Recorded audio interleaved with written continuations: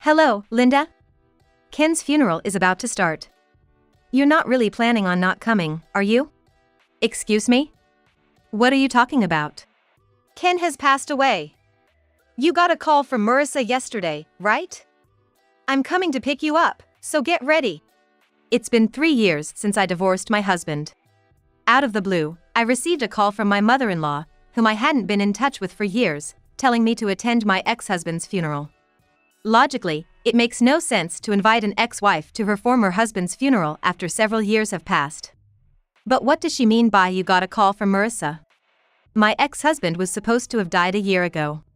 Happening to be off from work, I, confused and not understanding the situation, got dressed in morning clothes just in case. 30 minutes later, the doorbell rang insistently. Come on, we're going. It's outrageous not to show up at the funeral of a husband you once relied on, even if you're divorced. That funeral? You mean the first anniversary, right? My mother-in-law frowned. What? The funeral is about to start, why would it be the first anniversary? Why am I not on the same page with my mother-in-law? A year ago, I was directly informed by Marissa, my ex-husband's current wife, of his passing. My husband passed away. I didn't contact you because I didn't want you to attend the funeral. But since you came to pay your respects, I thought I should let you know. At that time, I put $200 into a condolence envelope I had at home, intending it for incense money, and handed it over. When I mentioned this, my mother-in-law clicked her tongue quietly and furrowed her brows even more deeply. Just get in the car. Where's Alex? I'm not bringing Alex. I don't want him to see Marissa. Without saying anything more, my mother-in-law put me in the passenger seat and headed straight for the funeral home. With the early passing of my ex-husband as the starting point, I was clueless about what was happening, yet I was being dragged into an unimaginable situation. I'm Linda, 35 years old. A single mother with a 3-year-old son. Supported by my parents, I live at home and work as an office worker at a local real estate management company. Now, I find the lively and enjoyable child rearing at my parents' home fulfilling, but when my husband demanded a divorce 3 years ago, I felt as though my world had ended. Who could have imagined being abandoned right after giving birth, with a newborn in tow? Now, I'm grateful that I was able to start raising my child at my parents' house immediately after being discharged from the hospital, living happily ever since. I met my ex-husband through my aunt's introduction. Linda, there's a wonderful person I think you should meet. My aunt, who's close with my mom, occasionally comes over for chats. Without any preamble, she dropped this suggestion, nearly causing me to spit out my tea in surprise. My aunt runs a small restaurant and is known among her patrons as the matchmaking aunt, having successfully paired off several couples who ended up getting married. There's a relative of a regular customer, a son who's over 35 and still hasn't had any marriage prospects. I had him come to the restaurant once, and I must say, he's not only good looking but also has a great personality. Plus, he works at a major company. It was clear that my aunt was highly recommending him. She first approached me, a single woman past 30, with this proposal. While I wasn't actively seeking a relationship, I was aware of my unremarkable and dull existence. Out of respect for my aunt, I decided to take a leap and go along with her suggestion. On the day, as I headed to the hotel lounge where we agreed to meet, my future husband was already there, waiting. True to my aunt's word, he was a handsome man in a well-fitted suit, with a refreshing smile. After exchanging greetings, he asked me with a somewhat serious look. Do you seriously consider marriage, Linda? Not fully understanding his intention, I decided to be honest. I'm not against the idea, but to be honest, I came today to honor my aunt's request. Hearing that, my husband let out a relieved sigh and said, "That's good." He was 3 years older than me, not in a rush to get married, and, like me, had come to meet out of respect for a relative's wishes. Perhaps freed from the pressure of matchmaking, we both relaxed, and conversation flowed naturally between us. Maybe that was a good sign. It's strange how fate works. 2 people with no initial intention of marrying ended up getting married within a year. From the beginning of our marriage, my husband's work kept him busy, often coming home late at night. I hadn't dreamed of a sweet honeymoon phase, but it felt lonely starting our life together with him rarely around. I'm sorry it's like this even though we're newlyweds. I believe this is a critical time for me to work hard, so I hope you can bear with it. I'll let you know on the days I can come home. so don't worry about preparing meals for me otherwise. I don't have experience working in a large corporation, but according to him, socializing is crucial for advancement. I understand. But don't overdo it, okay? Yeah. Thank you. The loneliness I felt during the weekdays initially soon became normal, and I found myself getting used to it after just a month. Not having to rush home from work to prepare dinner was a relief. Moreover, my husband made sure to be home on weekends, valuing our time together by going out or dining together. Our relationship with my in-laws was, for better or worse, almost non-existent. You're married and a separate household now, so you two should make your decisions. From our initial greeting, my in-laws were indifferent and never interfered in our affairs. In a way, I think our marriage started off smoothly. Nearly a year into our marriage, I found out I was pregnant. I'm happy, my husband said, but his demeanor became more distant as days passed. As my pregnancy progressed, he started to spend weekends away from home, leaving me alone more frequently. The severe morning sickness and quitting my job due to the pregnancy were significant factors. Hey, let's go look at baby stuff soon. We need to start getting ready. I've got something on this weekend. You go ahead. Pick whatever you like. Perhaps it was the hormonal changes making me emotionally unstable. But every time he said things like that, I felt a surge of sadness. Hey! This is your child too? Let's think about this together. Come on. I'm busy, you know. It's your child too, so you should prepare yourself. You have time during the day, so just go by yourself. Every time I brought up the topic of our child, my husband became increasingly irritable and raised his voice. Even though I realized a gap was forming between us, I felt powerless to do anything about it. Yet, at that time, I still believed that the birth of our child would bring about a change in him. When labor started, my husband was nowhere to be found. Despite numerous attempts to contact him, there was no response to my calls or messages. I called my mother and then headed to the hospital by taxi, where I safely gave birth to a boy. After waking up, I contacted my husband again, and he said, "Well done. It's pointless for me to be there now, isn't it? Let me know when you're being discharged. I'll come to pick you up." Hearing that provided me with a bit of relief. During my hospital stay, both my parents and my in-laws came to see the baby, taking turns holding him and saying, "He's so cute." Even my usually indifferent in-laws seemed genuinely happy at that moment. Although I was surrounded by happiness, the one person I wished most to be there, my husband, was absent. In the end, my husband never visited the hospital, not even once, and I found myself unable to share my feelings or seek advice from anyone. On the day of discharge, my husband came to pick me up from the hospital room at the time I had told him. As soon as he entered the room, I handed him our sleeping son without a word. For a moment, my husband looked surprised but then silently stared at his face, standing still. "The name's Alex, right? Hoping for a bright future." I was surprised that my husband had thought of a name for our son. I thought it was a good name. Surely, everything will be okay. At that moment, I couldn't help but believe that a fun and happy future with our baby awaited us. However, my hopes were shattered in an instant. Returning home for the first time in a week, I found a pair of high heels with ribbons I had never seen before at the entrance. Entering the living room, there was a young woman wearing a short dress. "I want a divorce. I've realized I don't want children after all." Without a chance to sit down, my husband said this and thrust divorce papers in front of me. "Why didn't you say something sooner? The child is already born.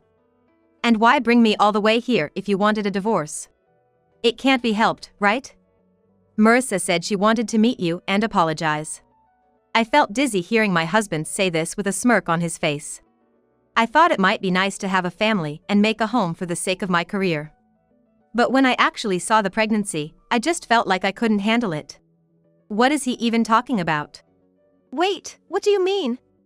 So, you're saying the marriage itself was for the sake of your career? That's right. You were the type to obediently follow what I said. It was convenient having you around, not just for companionship but like a housekeeper for my needs while I still wanted to have my fun. I stared at my husband in disbelief. But I just can't do the kid thing. I don't want my time taken up by children. I was so shocked I couldn't find the words to respond. I had no idea he was this kind of person. I never imagined his late nights were spent with other women. The memories of what I thought were 2 happy years of marriage suddenly seemed tainted. Well, I did learn that being married helps with social credibility. So, I've decided to remarry this one who agrees with me on not wanting kids. Plus, she's prettier than you. With that, my husband pulled the woman closer by the shoulder. I'll pay you alimony and child support around the standard rate, so just send me the bill or whatever later. I'm really sorry it's come to this, ma'am. The woman said with a smug look, her apology lacking any sincerity. She probably wanted to see my devastated face. That's why, in front of this woman alone, I refused to let myself cry. The poor baby being born into this, really so sad. Feeling infuriated by her pitiful gaze directed at my son, I snatched the divorce papers my husband was holding out. I'll file these myself. Filled with misery, I wanted nothing more than to leave that place as quickly as possible. I'll send your stuff to your parents' house later. Thanks for everything until now. Bye-bye. Good luck being a single mom. Every word from that irritating woman made me want to punch her, but I silently turned and walked towards the entrance. The cardboard boxes stacked in the Japanese-style room next to the entrance were probably my belongings. They're all set to get rid of me. Holding my baby, I suppressed my frustration and left the familiar apartment behind. Despite my initial fury, by the time I reached my parents' house, I was utterly dejected and emotionless. With a blank expression, I started to explain what had happened, and my parents exploded with emotion on my behalf. That idiot! My father, face red with anger and ready to storm out and confront my husband, was held back by my mother and me. My father's anger was so intense, it seemed unlikely that merely hitting someone would satisfy him. As I tried to hold him back, tears naturally started to fall. Damn it! I was overwhelmed by frustration, sadness, anger, and despair. All the emotions I had been suppressing surged forth, and before I knew it, I found myself crying uncontrollably like a child. It was only when both my parents hugged me and cried with me that I began to regain my composure. I decided to inform my in-laws of the divorce over the phone. It pained my heart, especially since they had been happy about their grandchild's birth at the hospital just the other day. So, if that's what you two have decided, I won't say anything. It's a shame about the grandchild. I'm sorry for what Ken did to you. My mother-in-law apologized, but she did not suggest trying to mend the marriage. Perhaps her son's marriage and his affairs were never truly of concern to my in-laws from the start. Afterward, through a lawyer, I filed for alimony and child support, and the divorce was finalized without issue. The alimony for both of us was transferred in one lump sum by my husband. He probably wanted to settle everything quickly to move on with his remarriage. We agreed on a child support payment of $800 every month, but there was no demand for visitation rights with our son. Realizing he truly had no interest in our child, I felt a clear sense of closure. Thus, our marriage ended unceremoniously after just 2 years. After the divorce, I moved back to my parents' house with my son, Alex. Currently, I'm working as an office worker at a real estate management company nearby, thanks to a referral from my father's acquaintance. According to what my aunt told me, my ex-husband and his affair partner remarried almost immediately after our divorce was finalized. I named our son Alex because, in that moment at the hospital, it seemed like the one genuine thing my ex-husband expressed. I hope for a bright future for this child, and even if we never see his father again, I wanted to tell my son that he was loved by his father. A year after the divorce, when I had almost forgotten about him, I received a call from my ex-husband. I hadn't deleted his contact information because of the child support. Sorry to call out of the blue after such a long time. There's something I'd like to talk about, can we meet? Hearing my ex-husband's voice for the first time in a year, it sounded dark and lifeless, as if he were a different person. Sensing the seriousness of the situation, I agreed to meet him at a cafe near my parents' house after work the following day. Sensing the seriousness from his tone, I agreed to meet him at a cafe near my parents' house after work the next day. Actually, I've been diagnosed with an illness. It's already in a bad state. It's ridiculous that I didn't notice anything wrong with my own body until it got to this point. He said with a weak smile, leaving me at a loss for words. So, I might not be able to provide child support going forward. That's why I want to make our son the beneficiary of my life insurance. I was taken aback by his sudden offer, but I nodded silently to his earnest expression. Leaving a large sum of money to Marissa wouldn't do any good, he muttered under his breath. Driven by curiosity, I couldn't help but ask. What did you see in her? Was it her looks? Yeah, that was part of it. But despite appearances, she had her diligent moments. She seemed to understand what men wanted, knew how to reach out where it itched. Though, now I realize that was just her way of snagging a man. Somehow, his response made sense to me.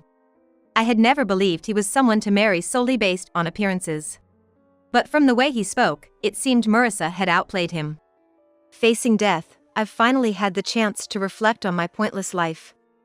The only thing of value I ever did was marrying you and bringing our child into this world. In the quiet cafe, only the sound of him sniffing echoed. I did something terrible to you back then. I'm an idiot for not realizing it until it came to this. I'm truly sorry. This is the only way I can make amends now. I could feel the sincerity in my husband's words. All right. Make Alex the beneficiary. He's named Alex? When I nodded, my husband, unconcerned about the onlookers, began to cry out loud. I felt a slight relief knowing that he indeed had a heart. Later, we met again to sign and stamp the documents as the legal guardian. While I pitied my husband, I also thought it was divine retribution and felt he deserved it, even at that moment. Half a year later, he informed me that he was going to be hospitalized. A few days after, I decided to take this as a final goodbye and went to visit him with our son, thinking it might be the last time. My husband was significantly more emaciated than when I last saw him, but he smiled upon seeing Alex. You've grown so much, Alex. Thanks to being taken around by his grandparents, Alex, who wasn't shy around strangers, smiled back at my husband. I'm really sorry. Such a cute kid. I was truly an idiot. It's my karma. As my husband cried, his face scrunched up, Alex gently patted him, comforting him. If only he had realized what was truly important sooner, my husband might have found happiness. Watching the two of them, the hatred I had for my husband seemed to disappear. However, as I left the hospital room and was descending to the first floor in the elevator, I encountered the last person I wanted to see. Hey! Why are you here? Marissa was there, wearing those ribbon-adorned high heels I remembered, and the humiliation I felt back then resurfaced from the depths of my heart. I was informed. So, I came to see my son for the last time. Marissa glared at me and Alex with disgust. Even though you were dumped? Don't you ever come back? If you do, I won't let it go. With those parting words, she boarded the elevator we had just exited and went back up. Although it was infuriating, I understood that it wouldn't feel good for an ex-wife and her child to visit unexpectedly.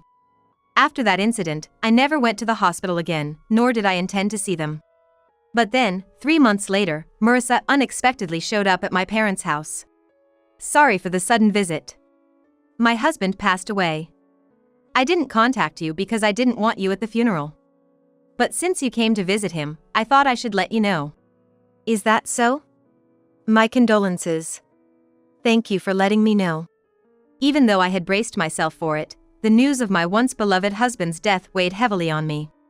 From now on, please don't contact me or my in-laws again. I never want to see your face again. Yes, of course. Oh, just one moment, please. I went inside and put $200 into a condolence envelope from a drawer, then handed it to Marissa. Please use this for flowers. Marissa's face twisted sourly for a moment, but after receiving the envelope, she bowed slightly and left. I thought this marked the complete end of my relationship with my husband. However, a year later, a call from my former mother-in-law entangled us in an unimaginable situation. The phone rang on a day when I was home alone, enjoying my day off. Hello, is this Linda? Ken's funeral is about to start. You surely don't plan on not coming, do you? Excuse me? What are you talking about? Ken has passed away. You were contacted by Marissa yesterday, weren't you? I'm coming to pick you up, so be ready and wait at the entrance. 3 years had passed since my divorce from my husband. The sudden call from my mother-in-law, with whom I hadn't been in contact, took me by surprise. Moreover, my ex-husband was supposed to have died a year ago. Confused, I nevertheless changed into morning clothes and prepared to leave. 30 minutes later, the doorbell rang incessantly. Come on, we're going. It's outrageous not to attend the funeral of a husband who treated you well, even if you're divorced. That funeral? You mean the first anniversary, right? My mother-in-law frowned. What? The funeral is about to start. Why would it be the first anniversary? Why isn't our conversation aligning? A year ago, Marissa, my ex-husband's current wife, had personally informed me of his death. I had even handed over a condolence envelope with $200 in it. When I mentioned this, my mother-in-law clicked her tongue quietly and her frown deepened. Just get in the car. Where's Alex? Alex isn't coming. I don't want him to see Marissa. Without saying anything more, my mother-in-law put me in the passenger seat and we headed straight for the funeral home. Logically, it's strange to invite an ex-wife who has been separated for several years to a funeral. Between my mother-in-law and Marissa, whose story was true. Caught in this unbelievable scenario, I was desperate to know the truth. Upon arriving at the funeral home, a monk had just begun the chanting. The funeral hall was small, indicating a service only for close family members. My husband's portrait was displayed on the altar. It indeed appeared to be my husband's funeral today. Feeling as if I'd been caught in an absurd twist, I couldn't help but let out a wry smile. The funeral proceeded without issue, and as we waited for the departure of the hearse, Marissa approached me aggressively. Hey! Why are you here? Didn't I tell you never to show your face again? Why are you attending without being invited? As always, Marissa's way of speaking was infuriating. I was the one who called her. Didn't I tell you that I would contact Linda? What? Use your head. I didn't want her here at the funeral. My mother-in-law sighed deeply, frowning. You lied about Ken dying a year ago and even accepted a condolence money from Linda. Is there another reason you were so adamant about her not coming? Marissa's face tensed for a moment, and I could hear her swallow hard. Linda, I invited you today because I thought you deserved to say thank you and farewell to Ken, considering how well he treated you. You were taken care of, so it seemed right to express gratitude and see him off. I tilted my head, confused by what my mother-in-law was saying. Despite receiving child support every month, didn't she always demand more? It was clear that Marissa was beginning to panic. Even though it wasn't hot, she was sweating profusely on her forehead. Yes, that's right. Since she was getting child support from him every month, she should pay her respects properly. But look, the funeral is over now, so you can go home. We'll say our goodbyes with just the family now. Come on, it's time for you to leave. Marissa, while making insistent gestures, tried to hurry me out by pushing on my back. Her actions were so unnatural that I started to understand the meaning behind my mother-in-law's frowns and sking. She must have been suspecting Marissa all along. I shrugged off Marissa's hand and turned squarely to face my mother-in-law. What? Additional child support? I haven't received anything beyond the agreed amount. I haven't been in contact with him for a long time. My mother-in-law's expression turned thunderous in an instant. So, you've been deceiving us all along. You complained about Linda's demands being too high, so I've been sending you $1,000 every month, and you've been pocketing all of it. I never imagined Marissa was exploiting me to extort money from my in-laws. Cornered by the stares from my mother-in-law and me, Marissa, realizing she couldn't make excuses, defiantly started to lash out. It's not my fault. He earned a lot but never let me spend freely. And it seems he had other women until he fell ill. I'm the one who was deceived. My husband did have a good salary from his job at a large corporation, but even when we were married, he only gave me a fixed monthly allowance. I never struggled financially, but his infidelity was undeniable. You could have lived comfortably without your extravagance, couldn't you? Ken said you were a useless money pit. Apparently, you hardly did any housework and spent your time gallivanting around. Ah, enough. Be quiet. It's his fault for not letting me have freedom. It's only natural for you in-laws to support me when your daughter-in-law is struggling. Finally, Marissa's true feelings came out. His inheritance rightfully belongs to me, his wife. Now I can finally have my freedom. So don't just invite his ex-wife as you please. The reason Marissa didn't want me at the funeral was all about the inheritance. For Marissa, the idea of my son, my husband's legitimate child, receiving any inheritance was something she desperately wanted to avoid. The relatives waiting for the departure of the hearse were frowning and whispering among themselves. Hearing the commotion, my father-in-law came over and apologized to me. "I'm sorry you got dragged into this mess. I'll get in touch on another day, so it's okay for you to head home now. Thank you for coming." Turning my back on the still arguing mother-in-law and Marissa, I left without waiting for the hearse to depart, feeling entangled in an unfortunate situation. I hoped this would be the end, but I couldn't shake off a bad feeling. Unfortunately, my intuition would prove correct in the coming months. Nearly 3 months later, something unthinkable happened. It was a holiday, and we had gone to a large park with a packed lunch. The park, essentially a vast forest, was bustling with families and couples. Alex, now 3 years old, was energetically tireless, with my parents and me taking turns keeping up with his play. While my dad and I were lying on the leisure sheet, my mom, who had gone with Alex to the playground, came back panicked. "Alex is missing! Hurry up! Alex is gone!" Alarmed by her frantic demeanor, we all rushed over but couldn't find Alex around the slide where he had been playing. He slid down once and went back up to slide again, so I waited below. But he never came back down. The large athletic-style slide was crowded with children that day, with kids disappearing inside momentarily. Instead of focusing on the slide, I expanded my view and scanned the surroundings again. Then, I spotted Alex's yellow hat as he was walking along a path beyond the playground. It appeared he was being led by a woman I didn't recognize. "Alex!" Hearing my shout, Alex stopped and looked back, and at that moment, the woman holding his hand started to run with him in her arms. "Wait!" Before I could start running, my father, who jogs as a hobby, had already sprinted ahead. My heart raced with fear, making it hard to run as I wanted. I called out to my father ahead. "Dad. They're heading towards the parking lot." My father increased his speed and shouted for help.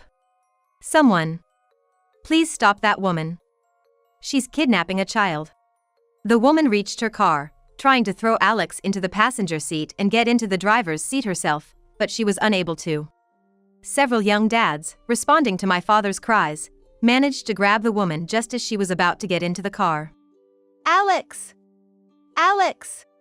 After my father took the sobbing Alex out of the passenger seat, he handed him over to me, who had arrived shortly after. Relieved, I collapsed to the ground, hugging Alex tightly. "Don't interfere. Because of that kid, I don't get any money. If only he wasn't there. If only he would disappear." The woman was Marissa. Her eyes were bloodshot, and the way she screamed, spitting and raging, was clearly deranged. Trembling, I couldn't say anything back, just watched as the out-of-control Marissa was taken away by the arriving police car. Later, my father-in-law contacted me to apologize and discuss the receipt of my ex-husband's life insurance. It seemed my in-laws had been informed by my husband to proceed in this manner, but they had kept it a secret from Marissa until discussions about the inheritance could be held. Apart from the life insurance, Marissa was to inherit everything else, but it turned out there wasn't much of an estate left. The substantial alimony paid out for our divorce 3 years prior and the expenses for his illness had left little money. However, there wasn't just one insurance policy, and Marissa must have received a significant sum, at least in the hundreds of thousands. Marissa had been splurging on young hosts, you see. She's always been reckless with money, and it seems she had a considerable amount of debt. She likely used the inheritance to pay off her debts, but it's unclear if she managed to settle them all. My father-in-law sighed deeply, sounding exasperated. More than anything, she couldn't stand knowing the amount of insurance money left for Alex. The insurance money my husband left to Alex was $400,000. It seems Marissa naively believed that if the beneficiary, Alex, were to pass away, the insurance money would automatically go to her. Items such as adhesive tape, rope, and a knife were found in Marissa's car, and during police interrogation, she reportedly confessed to planning to kidnap and kill Alex. Recalling Marissa's deranged look at that moment sends shivers down my spine even now. Perhaps their overbearing love swung from excessive interference to non-interference. We interfered too much in Ken's life out of love, it seems. Our relationship worsened around the time he went to college. So, we learned to keep our opinions to ourselves and respect the decisions of our adult son, they said. Perhaps their overbearing love swung from excessive interference to non-interference. But we should have been there for Alex. We should have supported you more. I'm truly sorry. Finally, my mother-in-law added. Alex was the name of Ken's childhood friend, from a family that respected his own decisions, unlike ours. He's fulfilling his childhood dream of being a pilot now. She dabbed her nose with a handkerchief. So, I think Ken wanted Alex to have a life like his friends. Thank you for keeping the name my son suggested for our grandson. There's no doubt that the moment my husband first held our child, he wished for a happy future for him. Just knowing that was more than enough for me. While I can't forgive what my husband did, I no longer harbor any hatred towards him. Considering the future, our family has decided to move to my mother's hometown, which is a plane ride away. It seems Marissa won't be getting out from behind bars anytime soon, but truly, I never want to see her face again. We were dragged into an unbelievable situation, but it brought some clarity. Someday, I want to tell Alex, your dad truly wished for your happiness. Moving forward, our family of four intends to live happily, respecting each other's decisions.